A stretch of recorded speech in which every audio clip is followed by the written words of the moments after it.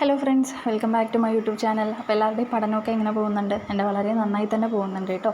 അപ്പോൾ ഇന്ന് നിങ്ങൾക്ക് കുറച്ച് ഇമ്പോർട്ടൻ്റ് ആയിട്ടുള്ള കുറച്ച് കാര്യങ്ങൾ പറയാമെന്ന് വിചാരിച്ചു. വേറെ ഒന്നുമല്ല, നമ്മുടെ NCERT-യുടെയും SCERT-യുടെയും ചാപ്റ്റേഴ്സ് എങ്ങനെ നമുക്കൊരു ഒരു പിന്നീടേക്ക് വെക്കാതെ നമുക്ക് എങ്ങനെ കംപ്ലീറ്റ് ചെയ്ത് പോകാമെന്നുള്ള കുറച്ച് കാര്യങ്ങൾ പറയാമെന്ന് വിചാരിച്ചു. അപ്പോൾ അതിനൊക്കെ മുമ്പായിട്ട് നമ്മളുടെ ക്ലാസ്സുകൾ കുറേ പേര് കാണുന്നുണ്ട് എന്നുള്ളതിൽ വളരെ സന്തോഷം. കുറേ പേർക്ക് യൂസ്ഫുൾ ആവുന്നുണ്ടെന്ന് അറിഞ്ഞതിൽ അതിലേറെ സന്തോഷം. അപ്പോൾ നമ്മളിപ്പോൾ ഒരു 3 ക്ലാസ്സോളം നമ്മൾ കംപ്ലീറ്റ് ചെയ്ത് കഴിഞ്ഞു. 4 ക്ലാസ് നമ്മൾ കംപ്ലീറ്റ് ചെയ്ത് കഴിഞ്ഞു. അപ്പോൾ ഇനി അടുത്ത ക്ലാസ് വേഗം തന്നെ ഇടാൻ ഞാൻ. ഓക്കെ, അപ്പോൾ എല്ലാവരും കാണുക കേട്ടോ. ഓക്കെ, അപ്പോൾ നമുക്ക് ഇന്നത്തെ ടോപ്പിക്കിലോട്ട് പോയാലോ. NCERT പഠിക്കാനായിട്ട് NCERT-യും SCERT-യും കേട്ടോ പഠിക്കാനായിട്ട് ഞാൻ ഉപയോഗിക്കുന്ന ഒരു രീതി എന്താണെന്നുള്ളത് ഞാൻ പറഞ്ഞുതരാം. അപ്പം നിങ്ങൾക്ക് എല്ലാവർക്കും അറിയാം, നമ്മൾ 10th ലെവൽ മെയിൻസിൻ്റെ ക്ലാസ് നമ്മൾ തുടങ്ങിയിട്ടുണ്ട് അല്ലേ. അപ്പം നമ്മൾ ഫസ്റ്റ് ടോപ്പിക് എന്നുള്ള രീതിയിൽ നമ്മളിപ്പോൾ അറൈവൽ ഓഫ് യൂറോപ്യൻസ് ആണ് നമ്മൾ പഠിച്ചുകൊണ്ടിരിക്കുന്നുണ്ടായിരുന്നത്. അപ്പോൾ ഞാനൊരു എക്സാമ്പിൾ പറയുകയാണെ. അപ്പോൾ അറൈവൽ ഓഫ് യൂറോപ്യൻസ് എടുക്കുന്ന സമയത്ത് ഞാൻ ആദ്യം ഇതിൽ NCERT-യിൽ എന്തൊക്കെയാണ് കൊടുത്തിട്ടുള്ളതെന്നുള്ളത് നോക്കും. ഓക്കെ, അപ്പോൾ NCERT-യിൽ എന്ന് പറയുമ്പോൾ ഇത്രയും കാര്യങ്ങളാണ് NCERT-യുടെ ഒരു +2-ൻ്റെ ഒരു ലാസ്റ്റ് ചാപ്റ്ററിലായിട്ട് പാർട്ട് 2-ൽ ബുക്കിലായിട്ട് ലാസ്റ്റായിട്ട് ഇത്രയും കൊടുത്തിട്ടുണ്ടാകും. ഓക്കെ, അപ്പോൾ നമ്മൾ ഇത് പഠിക്കുന്നതോട് കൂടിയിട്ട് നമ്മുടെ NCERT-യിൽ ആ ഒരു ചാപ്റ്ററിൽ നമ്മുടെ ഈ ഒരു ടോപ്പിക്ക് നമ്മൾ കംപ്ലീറ്റ് ചെയ്ത് പോകും. ഓക്കെ, അപ്പോൾ നമ്മൾ ഇത് കഴിഞ്ഞ് കഴിഞ്ഞാൽ നമ്മൾ അടുത്തതായിട്ട് നമ്മൾ നോക്കുന്നത് എന്താണ്? SCERT ആണ്. അപ്പോൾ SCERT-യിൽ അറൈവൽ ഓഫ് യൂറോപ്യൻസ് എന്ന് പറയുന്ന സമയത്ത് ഇതിൽ മെയിനായിട്ടും വരുന്ന 2 ചാപ്റ്ററാണ് കേരളം ആധുനികതയിലേക്ക്, അതുപോലെ തന്നെ കച്ചവടത്തിൽ നിന്ന് അധികാരത്തിലേക്ക്. അപ്പോൾ നമ്മൾ ഈ ഒരു ടോപ്പിക്കോട് കൂടിയിട്ട് നമ്മുടെ SCERT-യിൽ ആ ഒരു 2 ചാപ്റ്ററും NCERT-യിൽ ആ ഒരു ചാപ്റ്റർ നമ്മൾ തീർക്കും. ഓക്കെ, അപ്പോൾ പിന്നെ നമുക്ക് എക്സ്ട്രാ പോയിൻറ്റ്സും കാര്യങ്ങളും നമുക്ക് നോക്കിയാൽ മതി. അപ്പോൾ ഞാനിപ്പോൾ യൂസ് ചെയ്യുന്നൊരു മെത്തേഡ് ഇതാണ്. കാരണം എന്താണ്, ഓരോ ടോപ്പിക്ക് വൈസ് നമ്മൾ NCERT SCERT നമ്മൾ പഠിച്ചു പോവുകയാണെന്ന് വെച്ച് കഴിഞ്ഞാൽ നമുക്ക് വലിയ ബുദ്ധിമുട്ടൊന്നും ഇല്ലാതെ തന്നെ നമുക്ക് NCERT SCERT-യും കവർ ചെയ്യാനായിട്ട് പറ്റും. അപ്പോൾ നിങ്ങൾ ഈ ഖാദി ബോർഡ് LDCയുടെ റാങ്ക് ലിസ്റ്റും കാര്യങ്ങളൊക്കെ വന്ന സമയത്ത് ഞാനിങ്ങനെ ചുമ്മാ യൂട്യൂബ് ഇങ്ങനെ നോക്കുന്ന സമയത്ത് നമ്മുടെ ഖാദി ബോർഡ് LDCയുടെ റാങ്ക് ഹോൾഡറിൻ്റെ ഒരു ഇൻ്റർവ്യൂ, ചെറിയൊരു ഷോർട്ടായിട്ടുള്ളൊരു ഇൻ്റർവ്യൂ ആണ്.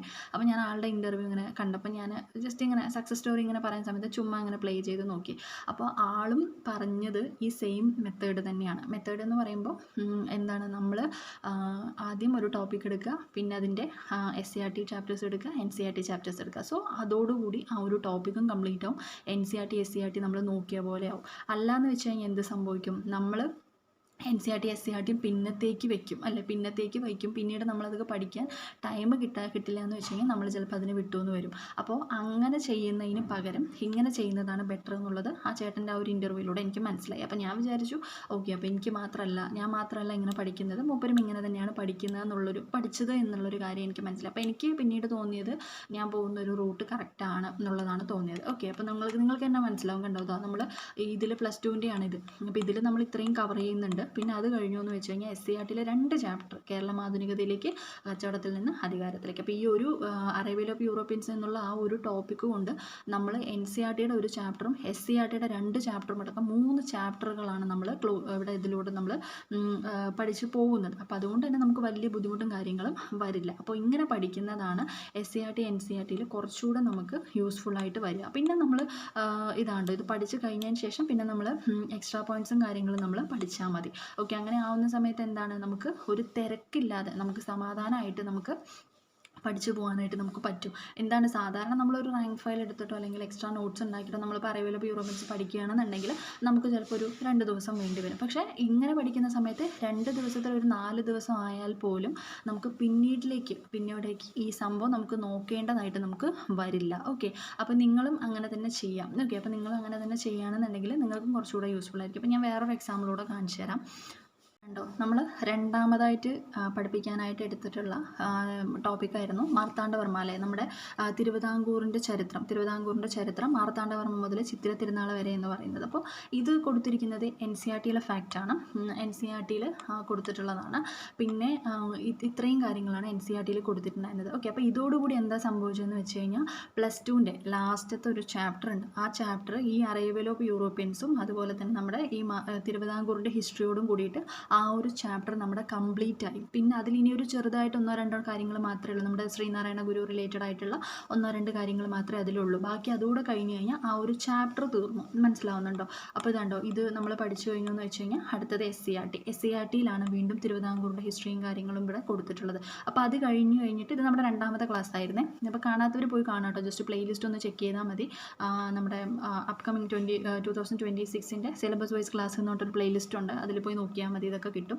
ഓക്കെ, അപ്പോൾ എക്സ്ട്രാ പോയിൻറ്റ്സ് നമുക്ക് വീണ്ടും ആഡ് ചെയ്തിട്ട് പഠിച്ചാലും നമുക്ക് മതി. അപ്പോൾ ഇതാണ് ഏറ്റവും ബെറ്റർ ആയിട്ടുള്ളൊരു വേ. NCERT-യും SCERT-യും ഒരുമിച്ച് നമുക്ക് കവർ ചെയ്ത് പോവുകയും ചെയ്യാം.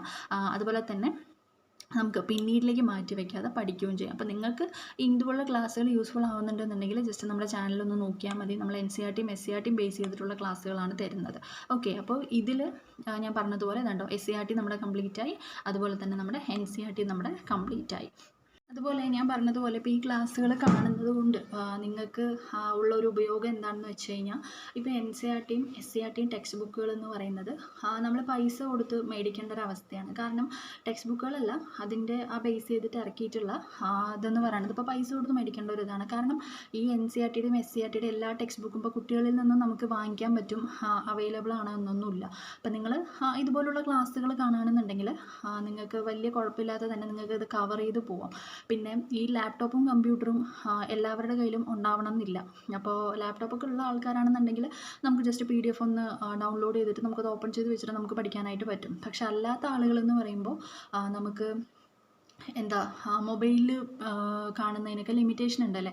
എത്ര നേരം നമ്മൾ മൊബൈൽ നോക്കിക്കൊണ്ടിരിക്കും. അപ്പോൾ നിങ്ങൾക്ക് ഇതുപോലുള്ള ക്ലാസ്സുകൾ ഈ കാണുക, അതുപോലെ തന്നെ ഈ പറഞ്ഞ രീതിയിൽ പഠിക്കുക എന്നുണ്ടെങ്കിൽ നിങ്ങൾക്ക് കുറച്ചുകൂടെ യൂസ്ഫുൾ ആയിരിക്കും. നമ്മൾ ഈ പുറത്തുനിന്ന് ടെക്സ്റ്റുകൾ മേടിക്കുകയാണെങ്കിൽ NCERT-യുടെയും SCERT-യുടെയും ഒക്കെ ടെക്സ്റ്റുകൾ നമ്മൾ മേടിക്കുകയാണെങ്കിലും അത്യാവശ്യം നല്ല രീതിയിലൊരു എമൗണ്ട് ആവില്ലേ, 400-500 ഒക്കെ ആ റേഞ്ചിലൊക്കെ വരും. പിന്നെ നമുക്കത് മേടിച്ച് കഴിഞ്ഞാൽ ഇപ്പോൾ എന്നെ പോലുള്ള ആൾക്കാർക്ക് എന്ന് വെച്ച് കഴിഞ്ഞാൽ അത് മേടിച്ച് കഴിഞ്ഞാൽ ഒരു സാറ്റിസ്ഫാക്ഷൻ ഉണ്ടാവില്ല. കാരണം എനിക്ക് ഒരു ബുക്ക് മേടിച്ച് കഴിഞ്ഞാൽ, ഇതുപോലുള്ള ബുക്കുകൾ കേട്ടോ, നമ്മുടെ SCERT-യുടെയും NCERT-യുടെ ഒക്കെ ബുക്കുകൾ മേടിച്ച് കഴിഞ്ഞു എന്ന് വെച്ച് കഴിഞ്ഞാൽ എൻ്റെ മനസ്സിൽ മെയിനായിട്ട് വരുന്ന ചിന്ത എന്ന് വെച്ച് കഴിഞ്ഞാൽ, അയ്യോ ഇതിലെല്ലാ പോയിൻറ്റ്സും ഉണ്ടാവുമോ, അല്ലെങ്കിൽ ഇതിൽ അവർ വല്ലതും വിട്ടുപോയിട്ടുണ്ടാവുമോ, എനിക്കിനി അതിൽ മാർക്ക് കമ്മിയാവുമോ, ഇങ്ങനെയുള്ള ചിന്തകൾ എനിക്ക് വരും. അപ്പം നമ്മൾ ഇതുപോലുള്ള സംഭവങ്ങൾ നോക്കുകയാണെന്ന് വെച്ച് കഴിഞ്ഞാൽ നമ്മൾ ഓൾമോസ്റ്റ് എല്ലാം കവർ ചെയ്ത് നമ്മൾ പോകും. പ്ലസ് നമ്മുടെ കയ്യിലുള്ള റാങ്ക് ഫയലും കൂടെ നോക്കുകയാണെന്ന് വെച്ച് കഴിഞ്ഞാൽ നമുക്ക് പിന്നെ സെറ്റാണ്. പിന്നെ നമുക്ക് വേറെ ഒന്നും നോക്കി പഠിക്കേണ്ട ഒരു ആവശ്യം നമുക്ക് വരുന്നില്ല. ഓക്കെ, അപ്പോൾ NCERT SCERT-യും കവർ ചെയ്യാനായിട്ട് ഞാൻ ചെയ്യുന്ന രീതിയും നിങ്ങൾക്ക് കുറച്ചുകൂടെ യൂസ്ഫുൾ ആയിട്ടുള്ള രീതിയും എന്ന് പറയുന്നത് ഞാൻ ഈ പറഞ്ഞത് തന്നെയാണ് കേട്ടോ. അപ്പോൾ നിങ്ങൾ കുറച്ച് പേരെങ്കിലും അതൊന്ന് ട്രൈ ചെയ്ത് നോക്കുക. ഓരോ ടോപ്പിക്കിൻ്റെ കൂടെയും പഠിച്ചു പോകാനായിട്ട് നോക്കുക. അല്ലാതെ സെപ്പറേറ്റ് ആയിട്ട് പോവല്ലാതെ ഓരോ ടോപ്പിക്കിൻ്റെ കൂടെ അത് പഠിച്ചു പോകാനായിട്ട് നോക്കുക. അങ്ങനെയാണെങ്കിൽ കുറച്ചുകൂടെ നല്ലതായിരിക്കും എന്ന് എനിക്ക് തോന്നുന്നുണ്ട് കേട്ടോ. ഓക്കെ, അപ്പോൾ തിരുവിതാംകൂറിൻ്റെ 2 പാർട്ടായിട്ടാണ് നമ്മൾ വീഡിയോ ചെയ്യുന്നത്. ഒരു പാർട്ട് നമ്മൾ അപ്ലോഡ് ചെയ്ത് കഴിഞ്ഞു. 2ാമത്തെ പാർട്ട് ഞാൻ കുറച്ച് കൂടെ കഴിഞ്ഞിട്ട് തരട്ടെ. നമ്മൾ കുറച്ച് സ്പീഡ് ആവുന്നുണ്ടോ എന്ന് എനിക്കൊരു സംശയം. ഈ പോക്കാണെങ്കിൽ നമ്മളൊരു 4 മാസം കൊണ്ട് തന്നെ കംപ്ലീറ്റ് ടോപ്പിക്ക് നമ്മൾ കവർ ചെയ്യും. അപ്പോൾ അതിൻ്റെ ആവശ്യമില്ല, നമുക്ക് പതിയെ പഠിച്ചു പോയാൽ മതി. അപ്പോൾ അതുകൊണ്ട് ഒരു ആഴ്ചയിലൊരു 3 ക്ലാസ് അല്ലെങ്കിൽ 2 class, maximum 2 class, maximum 3 class അല്ലെങ്കിൽ 2 ക്ലാസ് എന്നുള്ള രീതിയിൽ നമുക്ക് വീഡിയോസ് ചെയ്തിട്ട് പോവാം കേട്ടോ. ഓക്കെ, അപ്പോൾ അതായിരിക്കും കുറച്ചുകൂടെ നല്ലതെന്ന് തോന്നുന്നു. അപ്പോൾ ഞാൻ ഇതിൻ്റെ സെക്കൻഡ് പാർട്ട് വീഡിയോ വേറൊരു ദിവസം ഞാൻ അപ്ലോഡ് ചെയ്ത് തരാം.